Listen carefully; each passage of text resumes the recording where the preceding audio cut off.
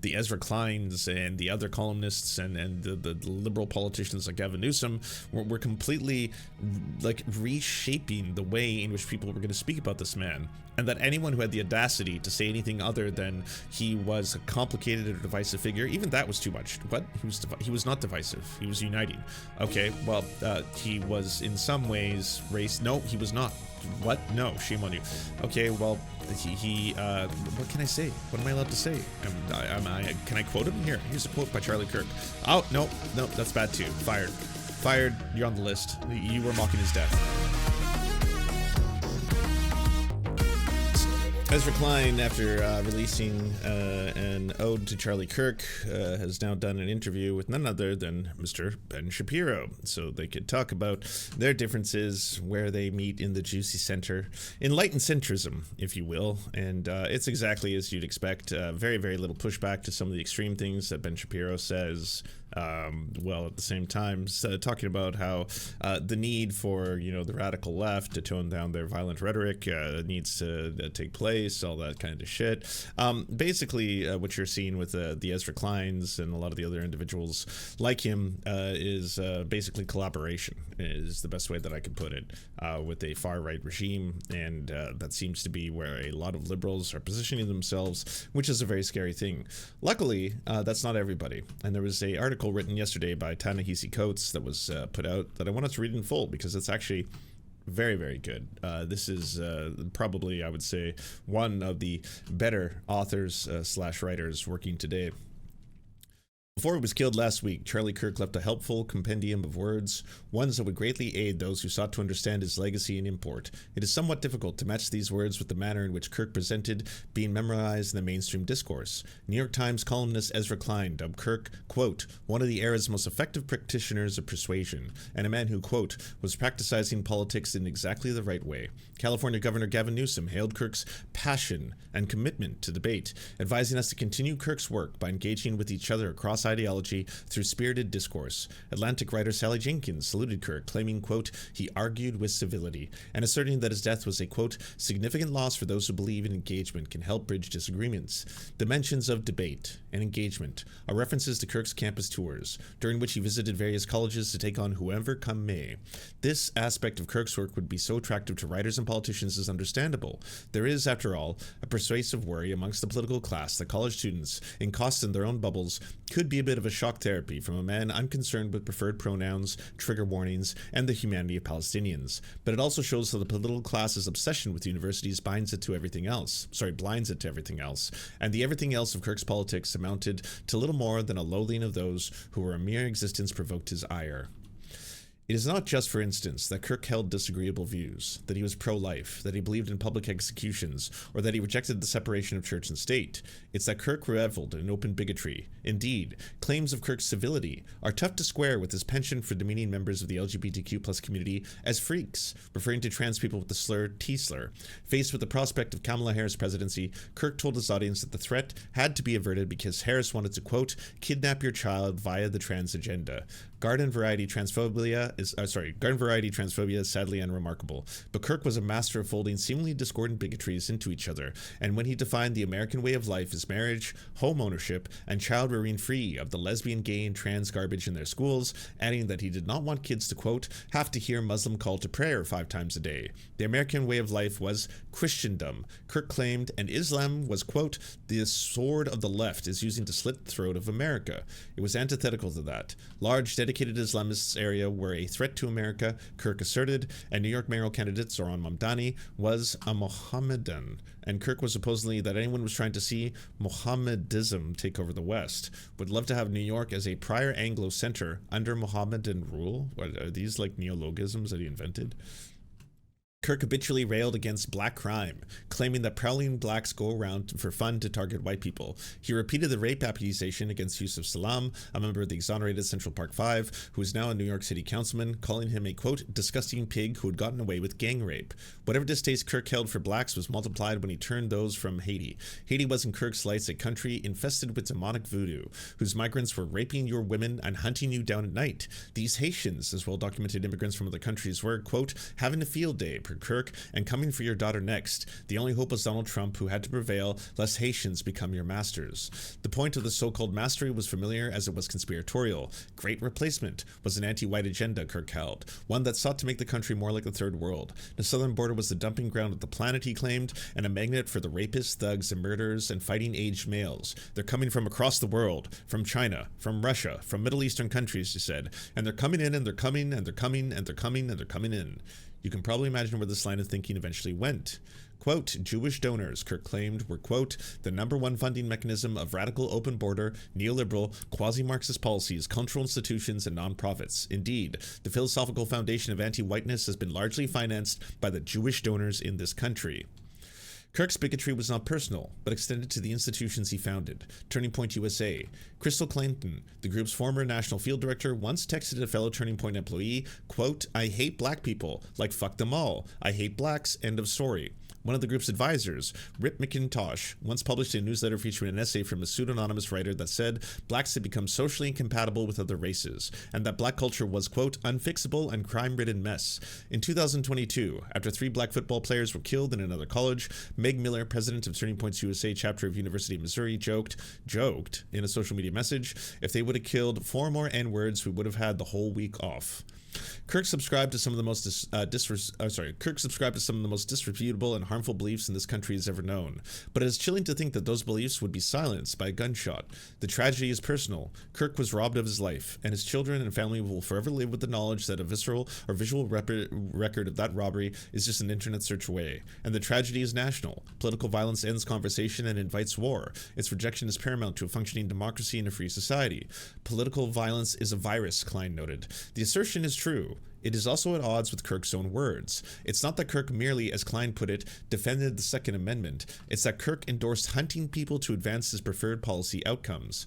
In 2022, when Kirk was frustrated, for instance, with the president of Leah Thomas on the University of Pennsylvania women's swim team, Kirk did not call for, quote, spirited discourse. Instead, while discussing a recent championship tournament, he said he would have liked to have seen a group of fathers descend from the stands, forming a line in front of Leah Thomas and saying, hey, tough guy, you want to get in the pool? Because you're going to have to come through us. Mere breaks before his death, Kirk reveled in Trump's deployment of federal troops to D.C. Shock and awe force, he wrote. We're taking our country back from these cockroaches. And in 2023, Kirk told his audience that President Joe Biden was a, quote, corrupt tyrant who should be put in prison and or given the death penalty for his crimes against America. What are we to make of a man who called for the execution of the American president and then was executed himself? What are we to make of an NFL that on one hand encourages us to, quote, end racism, and on the other urges us to commemorate an unconstructed white supremacist? And what of the writers, the thinkers, and the pundits who cannot separate the great crime of Kirk's death from the malignancy of his public life? Can they truly be so ignorant that the words of a man they have rushed to memorialize? I don't know. But the most telling detail in Klein's column was, for all his praise, there was not a single word in the piece from Kirk himself. More than a century and a half ago, this country ignored the explicit words of men who sought to raise an empire of slavery. It subsequently transformed those men into gallant knights who sought to preserve their beloved Camelot. There was a figure in certain quarters with Reconstruction, which is to say, multiracial democracy, and a desire for reunion to make America great again. Thus, in the late 19th and much of the 20th century, this country's most storied intellectuals transfigured hate-mongers into heroes and ignored their words, just as right now some are ignoring Kirk's.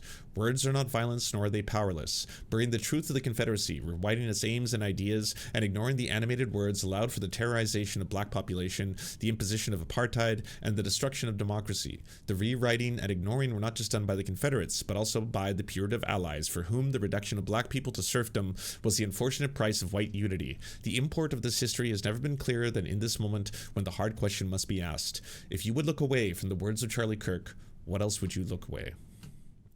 From what else would you look away? Sorry, fucked up his last words. I'm sorry. I'm not a good writer. Not like Ta-Nehisi Coates. The guy is fucking a poet, and yeah, unbelievable. I'm glad someone had the bravery, not to mention you know, the I don't know, moral courage to put it all down, because like it for a solid week I really legitimately felt like I was losing my mind. when I was seeing the amount of stories that were coming out, especially from so-called liberals who, you know, the Dean Withers of the world, were just pouring tears for the first time at the death of Charlie Kirk, while the Ezra Kleins and the other columnists and the liberal politicians like Gavin Newsom were completely like reshaping the way in which people were going to speak about this man. And that anyone who had the audacity to say anything other than he was a complicated or divisive figure, even that was too much. What? He was not divisive. He was uniting. Okay, well, he was in some ways race. No, he was not. What? No, shame on you. Okay, well, what can I say? What am I allowed to say? Can I quote him? Here's a quote by Charlie Kirk. Oh, no, that's bad too. Fired, you're on the list. You were mocking his death. I'm not mocking his death. I'm saying that it was an absolute tragedy. I think it was horrifying. That political violence is never the answer. I've been on the record saying this so many times, as is every single fucking person who wants to be able to speak about this, while also being honest about what the man was doing, which was oftentimes provoking or promoting political violence. That is the reality of his legacy. This is who he was. And why can't we talk about that? You know? Why can't we bring this up? Why can't we talk about like the fact that political violence is not unique to this one situation, that is happening literally as I'm speaking right now to children in Gaza, and that is pretty hardcore political violence happening every single day that everyone has seen with their own eyes. Well, we are being told, and this is the reason I think so many people are losing their minds, there happens to be this collective, you know, mass delusion that is trying to be forced upon us that is not political violence, that is simply the necessary, that is a war is hell, that is the neoliberal world order, the only democracy in the Middle East, Israel's right to defend itself, all this kind of stuff, while at the same time there's even if you want to talk about domestically, political violence being enacted upon people every single day. Like the Brian Kilmeade story, where he basically went on to Fox News Live to talk about how he believes unhoused people should be forcibly euthanized, aka slaughtered, when he's actually talking about, again, hundreds of thousands of children. Nearly 40% of all homeless youth are LGBTQ+. There's also tens of thousands of veterans who are homeless, all that kind of stuff. That has real world consequences, right? Minneapolis police say more than a dozen were hurt in a homeless encampment shooting. Police chief says here again in the aftermath of a mass shooting incident in two separate locations. Minneapolis police have said that over a dozen people have been hurt in two separate shootings in homeless camplets across the city on the same day. The first shooting was at a transit station that wounded 5 people and happened in an area where 2 prior shootings were happening in the last month. Minneapolis Police Chief Brian O'Hara ruled the shootings as disturbingly commonplace. Here we are yet again in the aftermath of a mass shooting. This is not normal. The second shooting, which wounded 8, happened just 2 miles away in a site that had been the topic of controversy for the Minneapolis area. Private landlord Hamoudi Sabri, who had been involved in the homeless activism since 2021, had allowed the encampment on his property because he does not believe the city is addressing the root causes of homelessness. If the city truly treated these shootings like the emergencies they are, people would already see grief and trauma counselors on the ground. Instead, the mayor's answer is the same tired move we've seen for years: displacement. Bulldoze people's tents, fence off their space, and call it leadership. The city prompted to move out to clear the encampment on Sabri's property, which could nullify the drawn-out legal battle between the two. As the cost of housing continues to soar beyond the means of most Americans, the number of unhoused people rises across the country. The topic is increasingly prevalent on the national stage. The shootings were 2 of the 5 mass shootings to occur in Minnesota's largest city in the past 2 weeks, including one at the local Catholic school that killed 2 children. A Trump executive order earlier this month directed the government to begin shifting people towards stable housing into long-term institutional settings. That executive order, essentially, which he signed, is attempting to forcibly institutionalize people who are unhoused. That's what it's seeking to do. So all this is happening, by the way, well, there are a multitude of stories. If you go on More Perfect Union and you start scrolling down to see how are things going right now, it ain't good, right? 1 in 3 Americans has no emergency savings set aside. This chart shows the truth about a 2-tiered economy. The top 20% are doing well, while everyone else is barely keeping up with inflation. Just in case you wanted to know, lower income, middle income, high income, very high income, and this is the consumer price index of how expensive things are slowly becoming, time and time again. But don't worry, the ultra wealthy are doing really, really good. They're actually having a great time right now. Late rent payments have jumped up. In recent months, the percentage of tenants who are on late rent has risen towards 12%, but that's not the whole story. Across the country, thousands of tenants are unionizing as rents go up. From LA to Connecticut, the burgeoning tenant movement is challenging corporate landlords' hold over housing. As rent gets harder to afford, people are organizing and fighting back. As tenants get organized, they're increasingly using a wider range of tools to stay in their homes. Renters are demanding change by holding rent strikes and pressuring lawmakers, and they're winning. Back in 2023, the Commission of Bozeman, Montana voted to increase restrictions on short-term rentals like Airbnb and VRBO. Bozeman Tenant United spent months campaigning to ban short-term rentals in the city, making a huge victory for the union. In 2024, tenants across the converging formed the Tenant Union Federation. Some of their goals were to bargain with tenant protections to guarantee housing as a public good. Some of the recent efforts have been against the Capital Reality Group, a New York-based private equity firm that controls 14,000 units across 28 states. Tenants in New Haven and Detroit have announced that their union recognition of what emerged in an effort to push back against Capital Reality Group. They said the corporate landlords did little to maintain dirty carpets and a broken boiler. In Kansas, Missouri, 3 tenant unions have launched, becoming part of the Tenant Union Federation. They've organized in opposition to Capital Reality Group, saying they've dealt with pest infestations, mold, and flooding. Kentucky tenants have also went on a major strike since they got organized and built power in large cities. In LA, tenants of 2 buildings organized the LA Tenants Union to combat Equity Residential, their corporate landlord. As rent and late payments continue to rise, tenants are organizing to fight back against corporate landlords. The other really huge thing is people should be realized that these numbers are starting to surge past COVID levels, which, you know, there's no longer an excuse of people not being able to go to work, which is also really, really scary. What was the other one? Not the Tesla one. Oh, yeah, it's not here, but credit scores in the United States right now are doing so horribly that they're reaching the same levels of the Great Depression. Which, again, all this is happening in rapid time, but it's not being talked about at all by the mainstream media. The amount of, you know, shit that the lower classes are having to put up with is completely being transformed and weaponized as anger against other marginalized communities. As all of this suffering, poverty, difficulty paying rent, difficulty paying your bills, all this kind of stuff is happening, well, the real fears of, you know, a large percentage of the population experiencing that are being transformed into hatred of immigrants.